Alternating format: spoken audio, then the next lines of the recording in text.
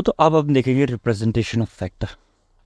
तो representation of vector में क्या, देखो ये एक वेक्टर है, ठीक है, जिसका जो इनिशियल पार्ट है उसे टेल कहोगे और जो फाइनल पार्ट है उसे आप हेड पार्ट कहोगे, ठीक है। और जो ये बॉडी है ये आपका मैग्नीट्यूड शो करेगा,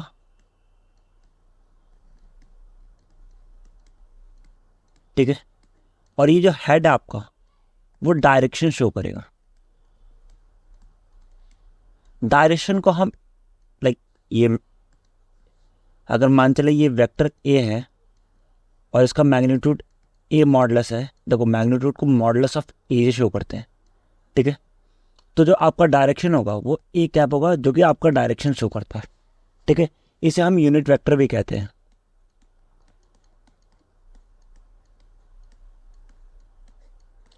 ठीक है। इसे हम क्या कहते हैं, यूनिट वेक्टर भी कहते हैं। तो देखो अब हम पढ़ते हैं टाइप्स ऑफ वेक्टर। तो टाइप्स ऑफ वेक्टर में पहला वेक्टर है इक्वल वेक्टर। मैं जो बोलूं उसी को एक तरह से डेफिनेशन में लिखना, ठीक है। तो इक्वल वेक्टर क्या है, तो equal vector are those vector जिसमें आपका मैग्नीट्यूड एंड डायरेक्शन सेम हो दोनों वेक्टर का। मान लो एक वेक्टर ए है, एक वेक्टर बी है, ठीक है।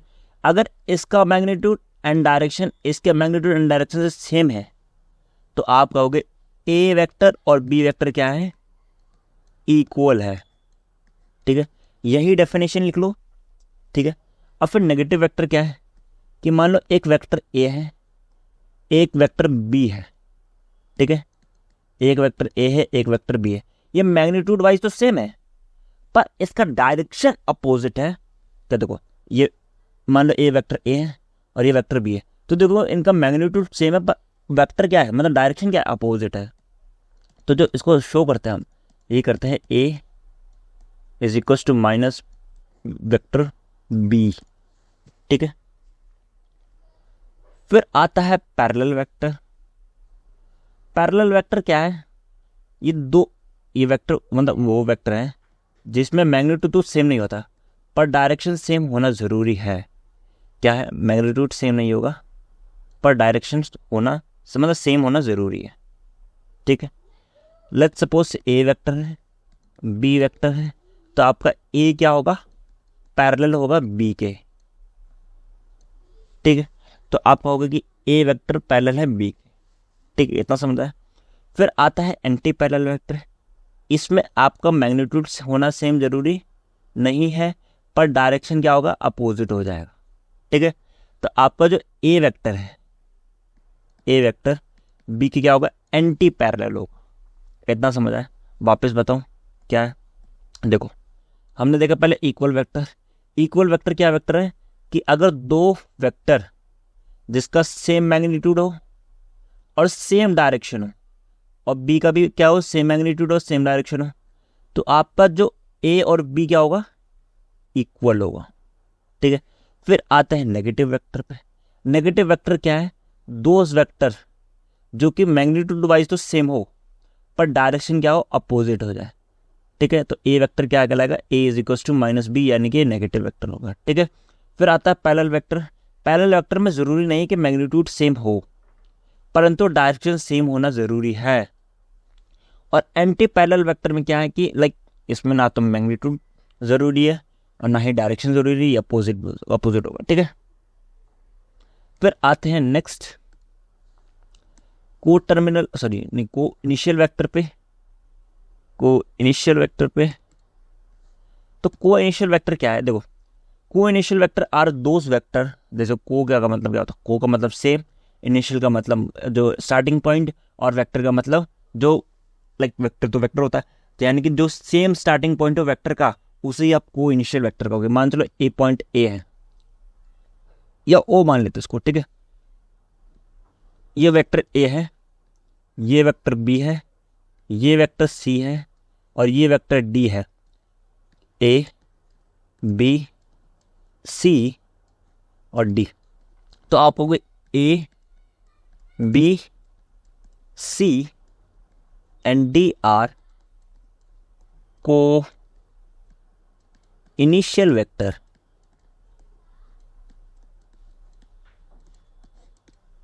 ठीक है। फिर आते हैं हम को टर्मिनल वेक्टर पे। को टर्मिनल देखो, को का मतलब सेम होता है, टर्मिनल का मतलब होता है एंडिंग पॉइंट। क्या होता है? Ending point. तो यानी कि ऐसे वेक्टर जो सब एंड कर रहे हो एक ही पॉइंट पे, तो वो कौन सा वेक्टर कहलाएगा? ये जो पॉइंट कहलाएगा जहाँ पे एंड कर रहा है उसे आप को टर्मिनल पॉइंट कहोगे, और जो वेक्टर एंड कर रहे हैं उसे को टर्मिनल वेक्टर कहेंगे। यहाँ ठीक है, पॉइंट नहीं आना चाहिए, वेक्टर आना चाहिए यहाँ पे, को टर्मिनल वेक्टर। यहाँ पे वेक्टर लिख देगा रे, ठीक है। यहाँ भी वेक्टर लिख दो, ठीक है। देखो कोलिनियर वेक्टर क्या है? कोलिनियर वेक्टर दो, मतलब देखो वो वेक्टर है, मान लो ये एक लाइन है, ठीक है, दो वेक्टर इसी लाइन पे हो, उसे को टर्मिनल वेक्टर कहोगे, ठीक है। को टर्मिनल बोल रहा हूं, कोलिनियर वेक्टर होगा, मतलब इसी लाइन पे चले तो उसे कोलिनियर वेक्टर कहोगे, ठीक है। ये देखो ये वेक्टर है, एक वेक्टर ये है, तो ये भी कोलिनियर वेक्टर क्योंकि एक ही लाइन पे है, ठीक है। फिर आता है कोप्लेनर वेक्टर पे। कोप्लेनर वेक्टर आज दो मतलब आर दोज वेक्टर जो कि एक ही प्लेन पे लाई करे, आर कोप्लेनर वेक्टर। इतना समझ है? क्या बोला वापस देखो, को इनिशियल वेक्टर कौन सा वेक्टर होगा? जो कि सेम पॉइंट से स्टार्ट हो, ठीक है। फिर को टर्मिनल वेक्टर कौन सा होगा? जहां पे सेम पॉइंट पे एंड हो। और कोलिनियर वेक्टर क्या होगा? कि एक ही लाइन पे दो वेक्टर या दो से ज्यादा वेक्टर लाई करे। को प्लेनर क्या होगा? एक प्लेन पे ही लाई करे तो उसे को प्लेनर वेक्टर कहेंगे, ठीक है। फिर आता है zero vector. Zero vector are those vector जिसके पास मैग्नीट्यूड जीरो है पर डायरेक्शन इन्फिनिटी है। क्या होगा इसका? इसके पास क्या है? मैग्नीट्यूड जीरो है,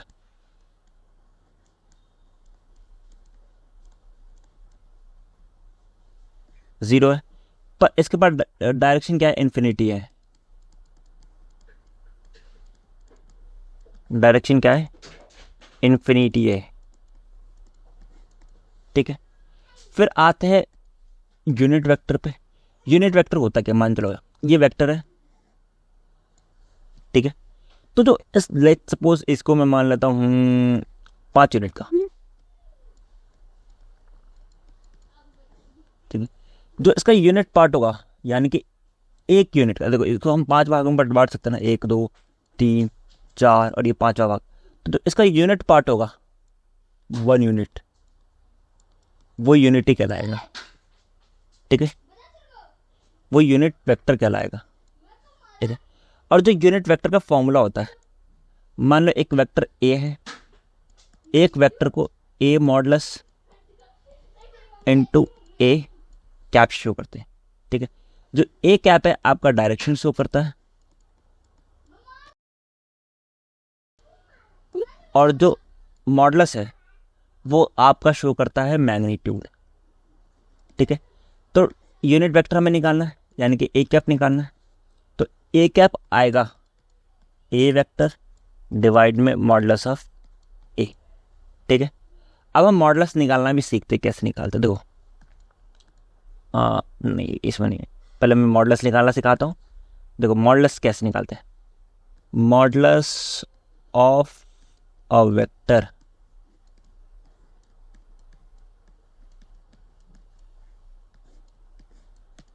मान लो कोई वेक्टर ए है, क्या है? एक वेक्टर ए है, लेट्स वो एक्स आई है, एक्स आई कैप, वाई जे कैप, जेड के कैप, ठीक है।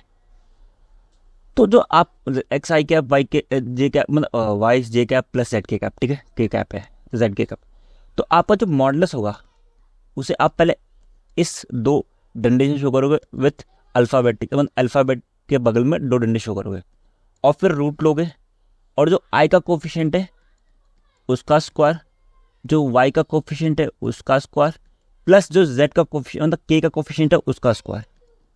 ठीक है, ये आपका क्या होगा, मॉडुलस ऑफ अ वेक्टर। इतना समझ आया? ठीक है, इतना समझ। मैं एक और बच्ची बताना यूनिट वेक्टर में। देखो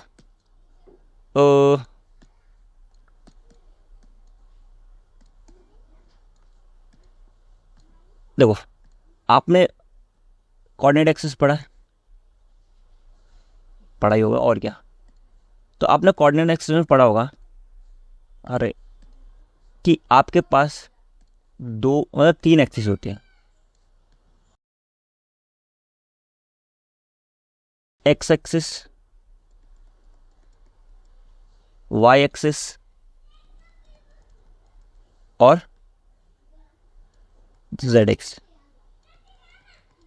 ठीक है, और ये और पार्ट में ब्रेक होते हैं, जैसे लाइक अगर देखोगे तो ये नंबर में करते होते 1 2 3 4 5 6 7 अप टू इन्फिनिटी, इसी को 1 2 3 4 5 6 अप टू इन्फिनिटी।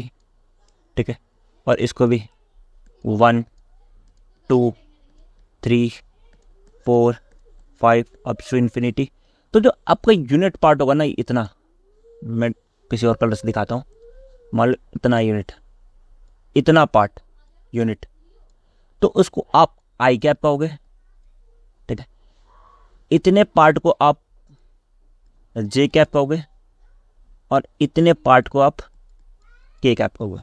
ठीक है, अगर मान के चलो आपको पॉइंट 5 पे होता है, तो ये मान लो कोई एक वेक्टर है एक्स एक्सिस में, तो आप इसे 5 आई कैप लिखोगे।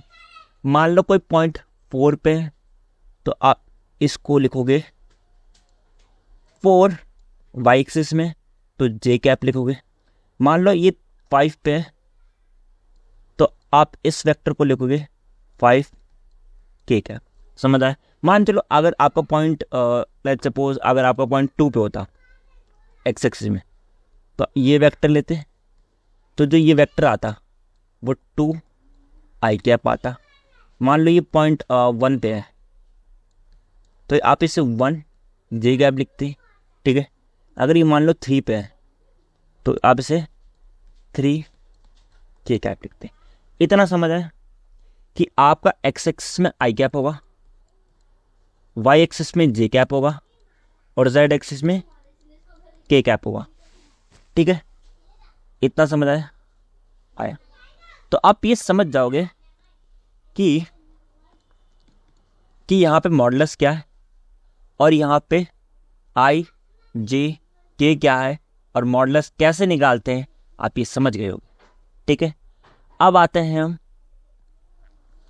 Free vector and fixed vector. तो फ्री वेक्टर क्या है? देखो, मान लो ये वेक्टर ए है। ठीक है, आप इसको कहीं भी मूव कर सकते हो प्लेन में, चाहे आप इधर मूव कर सकते हो, इधर मूव कर सकते हो, इधर मूव कर सकते हो, इधर मूव कर सकते हो। पर जो वेक्टर, ये जो मतलब ये सभी वेक्टर ना, ये इसके पैरेलल होना चाहिए। इधर लाओ तो इसके पहले दिखना चाहिए, इधर लाओ तो इसके पहले दिखना चाहिए, लाओ इधर पहले दिखना चाहिए, इधर लाओ पहले पैरेलल दिखना चाहिए, तभी आप इसको मूव कर सकते हो, अदरवाइज नहीं कर सकते। ठीक है, आगे समझ कि फ्री वेक्टर क्या है और फिक्स्ड वेक्टर क्या है। मान चलो पॉइंट ओ है, वो इस पॉइंट पे फिक्स हो जाए, वो कहीं इधर उधर मूव ना कर पाए, तो आप उसे क्या कहोगे? फिक्स्ड वेक्टर कहोगे। ये फिक्स्ड वेक्टर है और ये क्या है? फिक्स पॉइंट है। ठीक है,